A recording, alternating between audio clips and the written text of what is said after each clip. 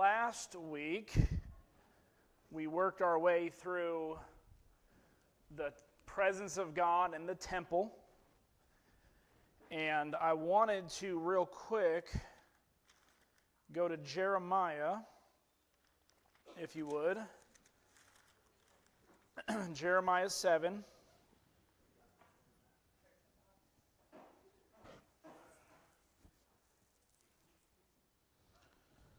Let's see here.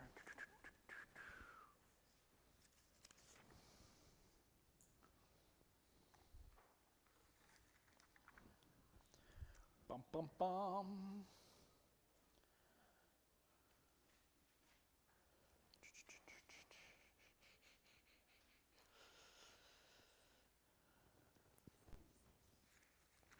Well, I lost my mark.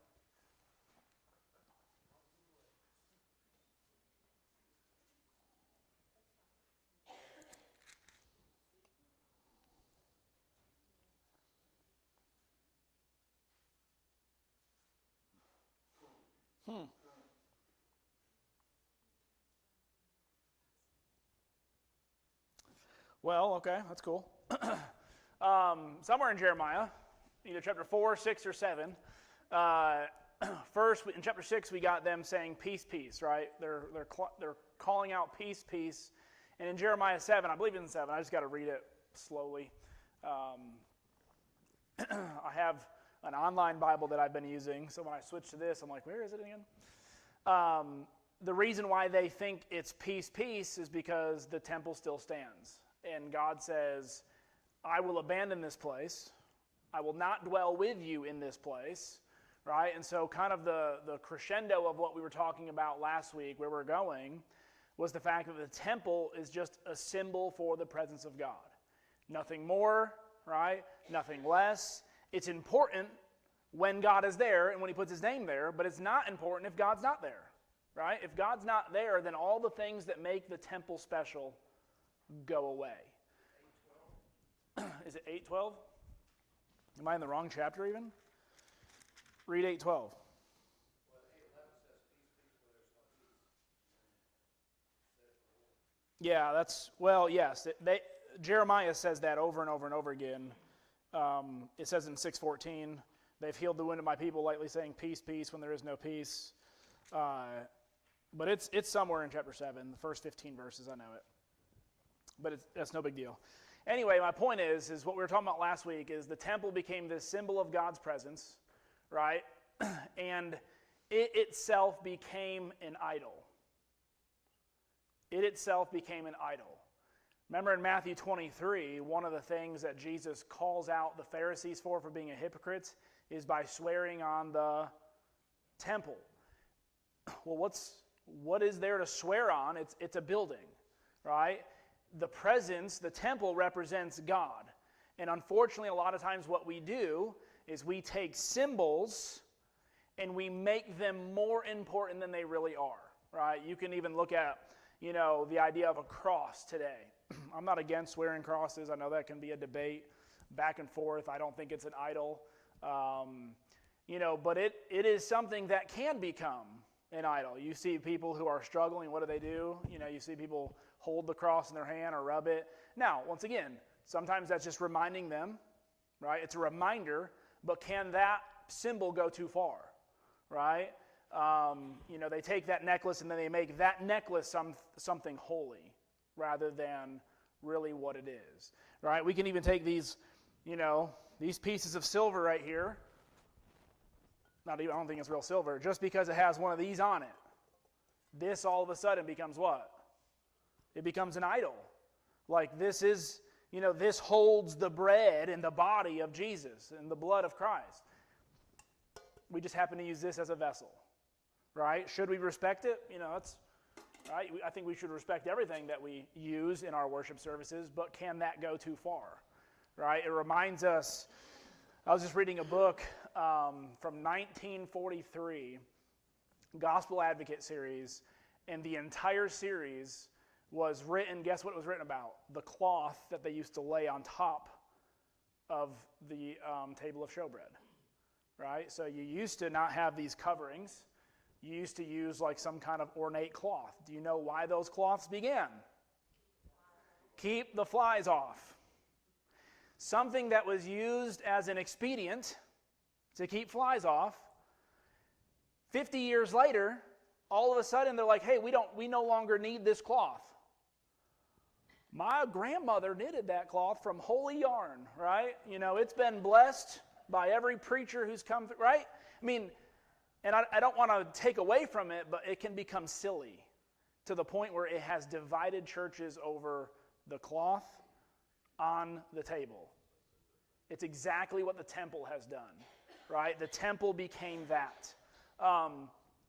Now, the temple, you know, rightfully so in a little bit, because God did come and dwell in the temple. So it would be a struggle. Is that glitching on me? The Lord is with us. Did it stop? All right. Nope.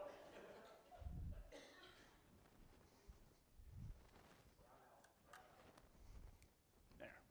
We'll get it. So I wanted to go to Jeremiah and read that, but I guess who knows? We'll get. I'll figure it out, and I'll send you a Lightpost app for you to read yourself. Let's switch gears though, and let's get to 2 Chronicles. 2 Chronicles chapter 7. Okay, so really what we're looking at, what we've been looking at is we started with King Saul. How did King Saul become king in the first place? Or why did King Saul become king in the first place? Huh? He was tall, right? He looked like a king. The people wanted one. And they wanted a king like the nations. We talked about God says, you don't want this? Yes, we do. Okay, I'll give it to you. I'll even bless him, anoint him, do all the things I would do if it was a king that I had to choose myself. Saul fails, the Spirit leaves Saul, goes and anoints David, right? David has his own, he's a man after God's own heart, right? He's only fallen in one area, God says, the matter of Uriah. He's walked away from God. But ever since the sin of Bathsheba, his life kind of does this, right? To the point, right? We talked about the very last thing that he does besides hand over the kingdom to Solomon is take the census, which causes over 70,000 people to die, right? He's got to create an altar, and God finally forgives them of the sin and heals the land. Then he hands over the kingdom to Solomon, right? That's kind of how his kingship ends. But Solomon, the reason why Solomon's important is because in 2 Samuel chapter 7, what does God promise to do with the heir of David, the son of David? Not just build the temple, but build a what? A kingdom which would not be destroyed. It would be forever, right? And no enemy will be able to prevail against it. Okay, so that's, if you're reading for the first time, right, and this, I try to put myself back, if you're reading this story and you're following this theme throughout, and it's your first time reading, what should you expect from Solomon then? What should you be expecting out of Solomon? A great king, upright king. Okay? So someone read 2 Chronicles 7, 17 through 22. Make sure I get it right this time.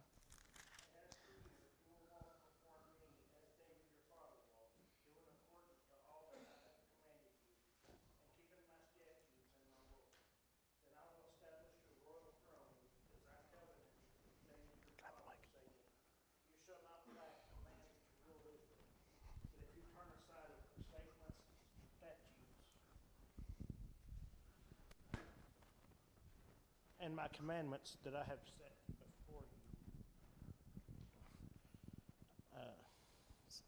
you. 17 through 22. Well, I've lost my place. 19. But if you turn aside and forsake my statutes and my commandments that I have set before you, and go serve other gods and worship them, then I will pluck you up from my land that I have given you. And this house that I have consecrated for my name I will cast out of my sight, and I will make it a proverb and a byword among all people. And at this house which was exalted, everyone passing by will be astonished and say, Why has the Lord done thus to this land and to this house? Then they will say, Because they abandoned the Lord, the God of their fathers, who brought them out of the land of Egypt, and laid hold on other gods, and worshipped them and served them. Therefore he has brought all this disaster on them. Okay, so this becomes our cyclical pattern.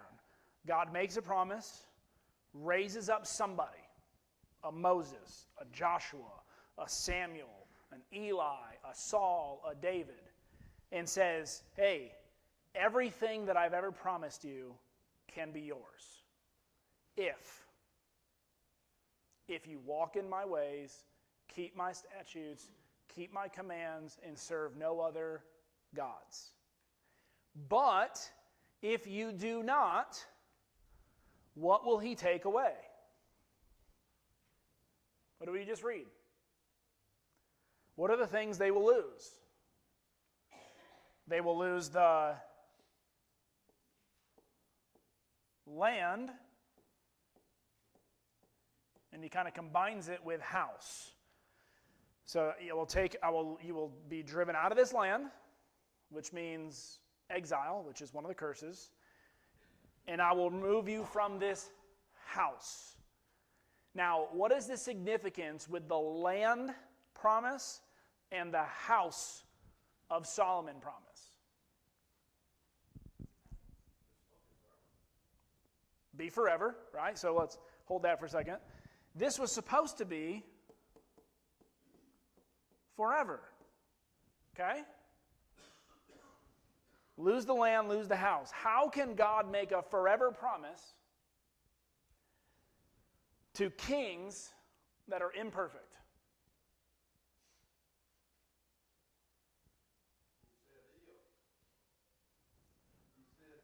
He said if. So how is Israel, and this is obviously us being very Christian, knowing the rest of the story, how is this ever going to work?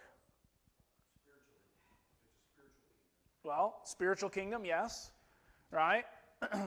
But even if it's spiritual, even here and now, how is it going to work if we need a king who can keep the commandments and keep all the ifs that we cannot? It's going to have to send one. And it's going to have to be a greater one than we've ever seen before. Ultimately, it's going to go full circle back to who was king in the first place? Who should they have always stuck with?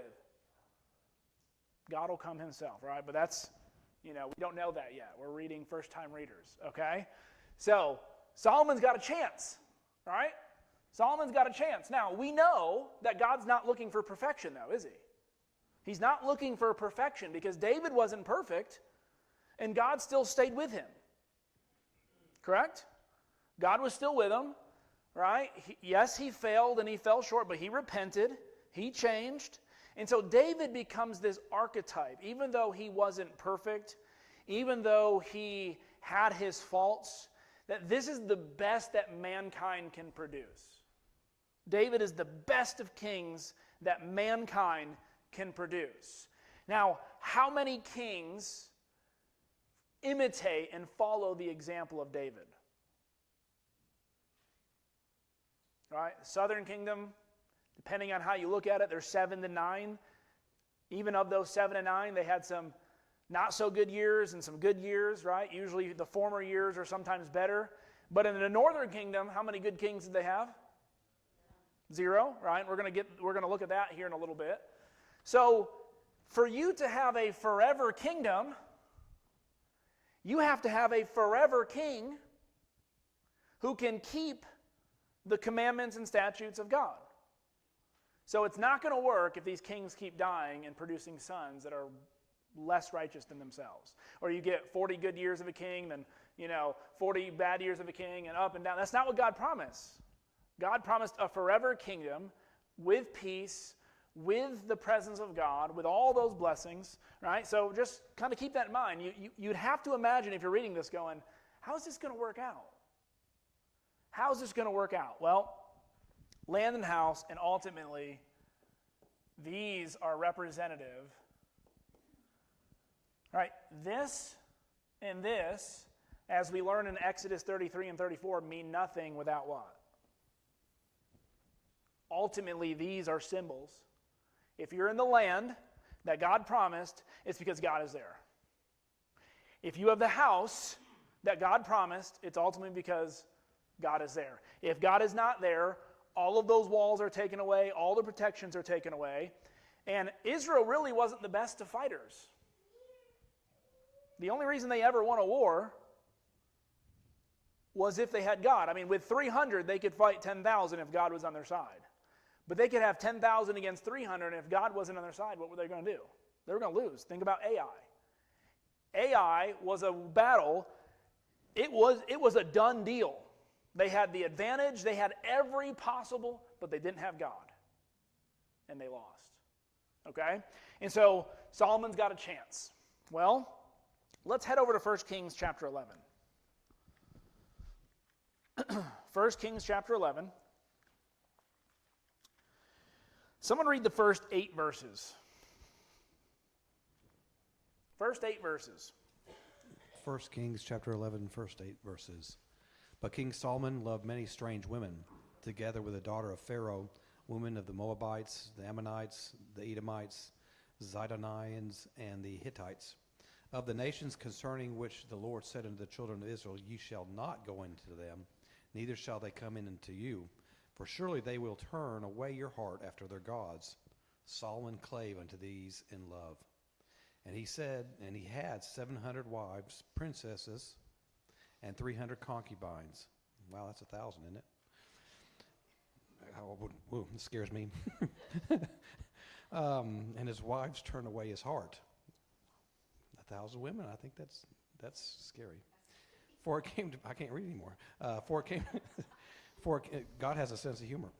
For it came to pass when Solomon was old that the wives turned away his heart after other gods, and his heart was not perfect with the Lord his God, as was the heart of David his father. For Solomon went after Ashtaroth, the goddess of the Zidonians, and after Milcom, the abominations of the Ammonites. You can stop there. It'll just continue to read all the gods that they were part of. So, as was pointed out, one, I go away for 3 days and my wife is like, I need some time, right? I can't imagine trying to split time between 1,000 different, right? But most likely, what is the reason for at least, not the concubines, the 700 wives of all the different nations in surrounding areas? Alliances, a lot of them are political alliances, peace treaties, trying to favor, right? That was the way the king, like the nations, would have done, right? A king like the nations. And Jerusalem at this time is a superpower in that area. So a lot of people are trying to pay homage to, right? Get in favor of. And Solomon, rather than being a king like God asked him to be, right? And being true and faithful to him. I mean, if you have 700 invitations from 700 women of other nations, I'm sure, they're not sending they're probably sending the pretty ones, right? What can that make you feel like as a king? How can that make you feel? I mean, I had to trick one. I mean, I felt good after one. I was talking to Sandy about this the other day. I was thinking, right now there's a big controversy about the Epstein list and the Diddy list and all the different lists. And I was telling her, I said, Solomon, even back then, men in power abused their privilege, and they never went after God's example of one man, one woman, and create a family. They all were given this idea of sexuality as a privilege that they could exercise no matter what the moral consequence was. The humankind have abused this for ages. It's not something new that has just come up in our modern day times. This has been prevalent through all dynasties. So power is getting into the head of Solomon, right? He's making all these deals. He's assuming that he has just secured the border, okay? He's secured his border. But what secures Solomon's border? Or who secures Solomon's border? God does. What he's doing is exactly what Samuel warned the people about. If you want a king like the nations, he's going to act like a king of the nations. Now, David was drawn out of that to be different. And David passed down, Solomon, be different like I was different. Be different like I was different. Right? Even, I think David has some, if you read the first, be better than I was. Because Solomon, remember, David has Solomon take care of some of his problems that he couldn't deal with because of his love for Joab and his love for certain people. You know, there are people that I need to, honor, and there are people that need to kind of die, but I couldn't do it because, my love for Joab. Be better than me. Walk in God's ways. And he doesn't, right? He falls short. He goes after women. He turns his heart. And ultimately, verse 4 is the big thing. And his heart was not wholly true to the Lord. That's what's going to destroy every nation of all time. Any church, any group, any society is a group of people that are not wholly devoted to the Lord. Solomon has not become an atheist. Right? He's probably become a polytheist in some ways. Right? He's allowed other gods to influence him. He's a religious person. Right? But he's allowed the influence of these women to infiltrate in his justifications. Right? His justifications, treaties, secure border, right? All the things that we can think about of why he, how he would justify that. And ultimately, God says it's a lack of faith. It's a lack of trust. Every single king is going to get in problems that we're going to see because they did not trust the Lord. Or they thought they could do it better. I know God said to do it this way, but what if I sweeten the deal? Right? And he's sweetening the deal. And ultimately, it lacks trust in God. And ultimately, here's what God says. Look at verse 9. And the Lord was angry with Solomon because his heart had turned away from the Lord, the God of Israel, who had appeared to him twice. He commanded him concerning this thing that he should not go after other gods, but he did not keep what the Lord commanded.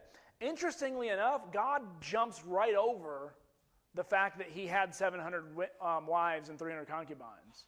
The real big thing that God cared about even more than that, or at least the one that he's going to accuse him on, is what he did with worshiping other gods. These wives and concubines were just a stepping stone for him to enter into false, idol and idolatry and other gods. Not that the other sin was not bad, but ultimately when something takes you away from God, that's what we talked a little bit about this morning. We're like, what's so bad of this sin? What's so bad of committing this sin? Why is it so wrong? Ultimately, all sin will remove you and take you away from God. It's just a stepping stone. Whatever sin it is you're doing, if it's left untouched and it continues and it grows, ultimately, guess what? Every single sin will lead you to a separation from God. Whether it's you just getting up and walking away, or whether it's in your heart and you try to pretend and continue, it doesn't matter. All right, Solomon still went to the temple. He still gave sacrifices. And here's what God's going to say. Watch this. He says, therefore, the Lord said to Solomon, since this has been your practice, you have not kept my covenant and my statutes that I have commanded you, I will surely tear the kingdom from you, will give it to your servant, yet for the sake of David your father, I will not do it in your days, but I will tear it out of the hand of your son. However, I will not tear away all of the kingdom, but I'll give one tribe to your son for the sake of David, my servant, and for the sake of Jerusalem that I have chosen. And the Lord raised up an adversary against Solomon. And you go down, one of the big things that God's going to talk to Solomon about, there's not a number of sacrifices that you can give that can outweigh the sin of you bringing idols into the temple. What good is a sacrifice to God when God's altar is sitting right next to the altar of Dagon or Ashtaroth or whatever other god is out there, right? You've just offered a sacrifice to this God and this God and this God. Oh yeah, and also to the God of Israel. What good does that do? It doesn't do any good, right? Joe? I'm thinking about the battle for free will, because that's really what this is. This is about a battle for who's going to be in charge, who's going to be in control. That was the problem with David. That was the problem with Israel. That's just been the problem of mankind. Yeah. Our issue is, I want to do what I want. I don't want to do what you want, even though I know, because I've witnessed with my eyes, even though I've seen it, I still don't want to do that. And that's really what it all comes down to. It comes down to a matter of, am I going to let God rule in my life and get rid of that sin, or am I going to be the one to rule my life? It's amazing to me how these events at such a high level come down to the garden. Yeah. It just comes down to, I'm not going to do that. Yeah, and ultimately, sin is making yourself God. I know better. I know best. I'm going to do this in spite of knowing what is right and wrong. And the other thing I was thinking of was, how many women or men, but especially women, do you think if a man started courting her, if he invited her and then said, I'd like for you to be with me. Can we be together? And she'd say yes. He's like, okay, well, I've got 10 others that I got to interview. So let me get through those 10, and then I'll get back to see if you made it. How many of those women do you think would be standing there? None is my guess. But that's kind of how God feels. That's when you said, here's his altar, and then here's the altar of Dagon. And I was like, what woman would do that? And certainly what God, who made everything and gave you life, is going to do that. Okay, so let's talk about that. One, probably many of the women didn't have a choice. Some did. No, I'm talking about today's. Oh, well, even in today's women. So, okay, I watch a podcast. It's called the Whatever Podcast. Probably not, one I would recommend to watch. But the reason I watch it is because it's a guy who interviews a lot of these women who are involved in OnlyFans and getting themselves out there on the Twitter and things and with men, right? We don't need to go any further than that. But they are very promiscuous women and men, by the way. He interviews both. And a lot of their talks are just like, what if your father, right? And this just goes back. What if your father, right? Would your father watch this content? Would approve this content? And at first it was like, my father would die. And now you're getting to the point where these women are going, my father told me to do it. My father's endorsing me. My dad's okay with thee. When I tried to, one lady was talking about how she tried telling her dad, well, I'm trying to get out of this. He goes, what are you going to do for a living then? Right? Keep in it. The degradation of our society leads us to these types of norms where it doesn't seem strange anymore. And I'm sure what Solomon was doing, it's just what everybody else is doing. Why can't we also be a part of it? But why would a woman want to be one of Solomon's wives? Like, why would they put themselves out there, even if it's in the running of 10 other women? Don't think that women at that time did not also fight for power. Think about Jezebel, right? Think about Pharaoh's wife, right? What they do with the power, power corrupts male and female equally, right? But ultimately what we're looking at is, what did Solomon choose over God? The flesh. He chose the flesh. He chose the way of the world over God. And ultimately, that's the decision we have. Choose God or choose your flesh. The flesh isn't going to go away. You have to allow God to conquer the flesh, right? Christ has already conquered. You just have to win those battles daily, because when you lose one, right? Solomon didn't start with 700. He started with 1, and then 2, and then 3, and then 4. And how many days in the year is there, right? We won't go there. All right, so we're making our way somewhere, though. Okay, so God, the point of all this, what I'm getting at, is that ending point. God says, but I will not completely eradicate the people because of David. Now, it's not just because of David, but it's the promise to David. And the promise of David is that I am building a kingdom through your son. Right? Now, we think of son always as in my actual son. If you were anywhere in my lineage, you could be considered the son of Jesse. Even if you were my great-great-great-great-great-grandson. Okay, that's just how it worked. That's why a lot of your genealogies don't always match. It says, well, this person's the son of this person, and then over here it says, no, this person was the son of this person. It's both true. They just don't keep genealogies like we would. Right? They're not, well, this is the great-great-great-great-grandson. No, they just, if they want to skip 7 people in a row, they do it. All right? And so, that's just one thing we got to be careful of. And so God gives another chance. Now, interestingly enough, he's going to give another chance to a different lineage. Let's go to 1 Kings chapter 11 and look at verse 28. Now the man Jeroboam was very able, and when Solomon saw that the young man was industrious, he gave him charge over all the forced labor of the house of Joseph. And at that time, when Jeroboam went out of Jerusalem, the prophet Ahijah, the Shilonite, found him on the road. Now Ahijah had dressed himself in a new garment, and 2 of them were alone in the open country.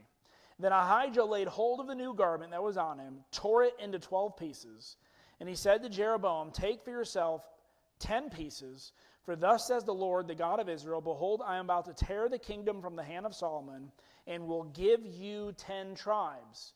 But he shall have 1 tribe for the sake of my servant David, and for the sake of Jerusalem, the city I have chosen out of all the tribes of Israel. Because they have forsaken me and worshipped Ashtoreth, the goddess of the Sidonians, Chemosh, the son of Moab, Milcom, the god of the Ammonites, and have not walked in my ways, doing what is right in the sight, keeping my statutes and my rules, as David his father. So, even Jeroboam, which, by the way, this is where the nation split, this was by the will of who at the beginning? This is by the will of God. Okay? And watch what he says. Verse 36.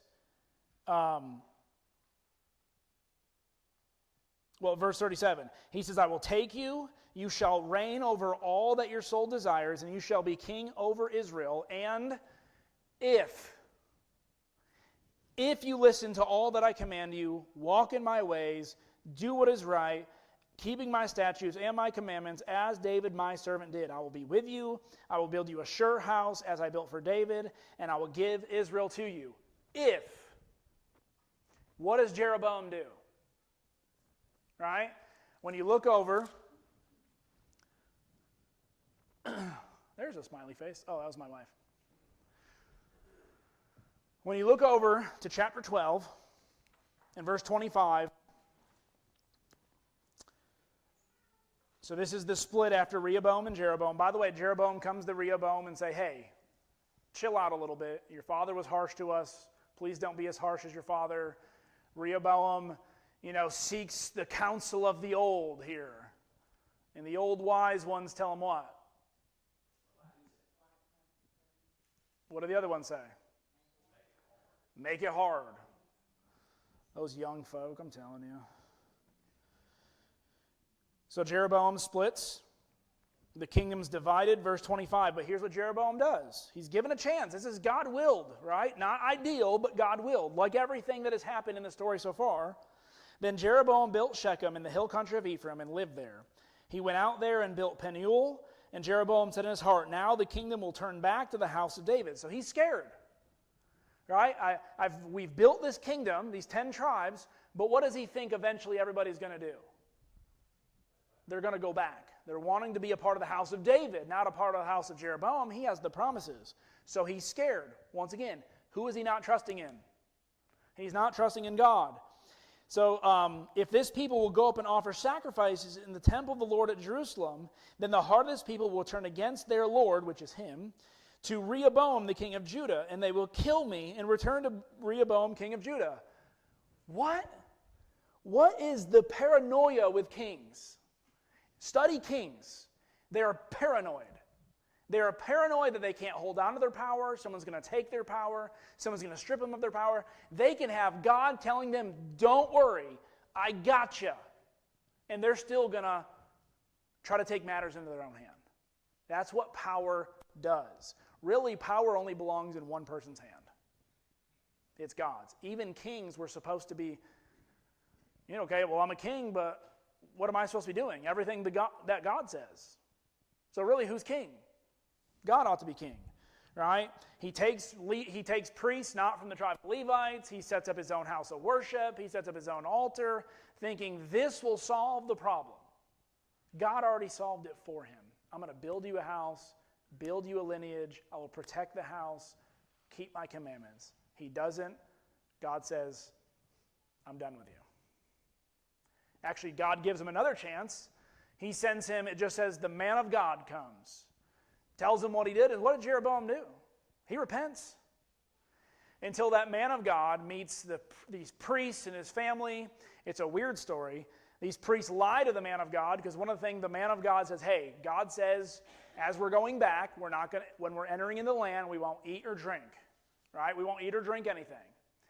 And I will make a promise that I won't eat or drink with you. Well, there's a prophet who does not like the words of the man of God, who was a prophet of Jeroboam, hears it and lies to the man of God and says, well, I've just heard from God to come into my house and eat and drink with me. Ultimately, the man of God does it. Right? Just called out Jeroboam for not following the will of God. Even the man of God, he doesn't even give a name. He's just the man of God. He eats and drinks and he dies. And at the very end of that, verse 33, it says, after this thing, Jeroboam did not turn from his evil way, but made priests for the high places again among all the people, any who he ordained to be priests of the high places. So anybody he ordained. All right, if you're going to handpick priests, it's going to be priests that do what? Say exactly what you want them to say. It's been a problem over and over and over again. Once again, he is trying to protect his kingdom. He's trying to protect his rulership. He wants everybody who's in charge to be saying exactly what he ordains to be said. Where is God in all of this? He's left alone.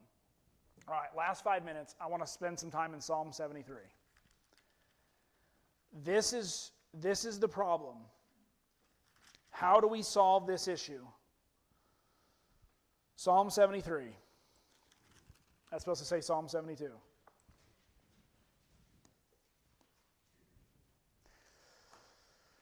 Here is the last Psalm of David that we have recorded. Give the king your justice, O God, and your righteousness to the royal son.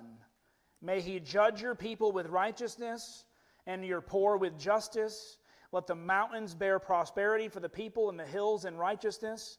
May he defend the cause of the poor of the people, give deliverance to the children of the needy, and crush the oppressor. First and foremost, who's this royal son? David knows there's going to be a son who's going to be a royal son who's going to be over the kingdom of the house forever. Is it Solomon? Can't be. Is it Rehoboam, Solomon's son? Nope. Is it Jeroboam? Nope. Is it any king that follows him? Nope. Is it any king that follows Rehoboam? Nope. Even if they have good moments in their life, they die. And what happens to their son? So we are looking and anticipating something greater. But here's an interesting thing. The clear signs of this king will be that they look out for who? The least, the poor, the oppressed, the afflicted. What have we seen with every single one of these kings so far? Who have they been looking out for? Themselves, their kingdom, their authority, their power. We're already getting hints that this king is not going to be a king like the earth. He's not going to be a king like the nations. He is going to be an upside-down king. There are things that he's going to do that will not look kingly. It will not feel kingly. He will create a kingdom that won't feel like a normal kingdom. And you go read Psalm 73. Who will be there? And, so as you're reading these stories and as you're putting all these things together and we're following the presence of God, God is going to remove himself from the lineage of David in the lineage of Jeroboam unless there can come a person who can keep the statutes and commandments of God and be able to do that forever. Goes all the way back to our beginning. This is supposed to be a forever kingdom, a forever throne, forever peace. Even if Solomon gave us a glimpse right at the beginning of him being good and wise and people coming all over the earth and him building the temple, him having prayers that are beautiful, by the way, writing the book of Proverbs, right? I mean, putting all those things down. He had a great first start. His ending, not so much. Okay? So what we're going to do next week is now we're going to start getting into the minor prophets. Okay? I'm not going to go through all the kings. We're going to read 2 Chronicles at the very end. We're going to get into the minor prophets and look at how each of them follow this presence, king, temple, land, and how it can only be one person that ultimately fulfills all of that. All right? Thank you.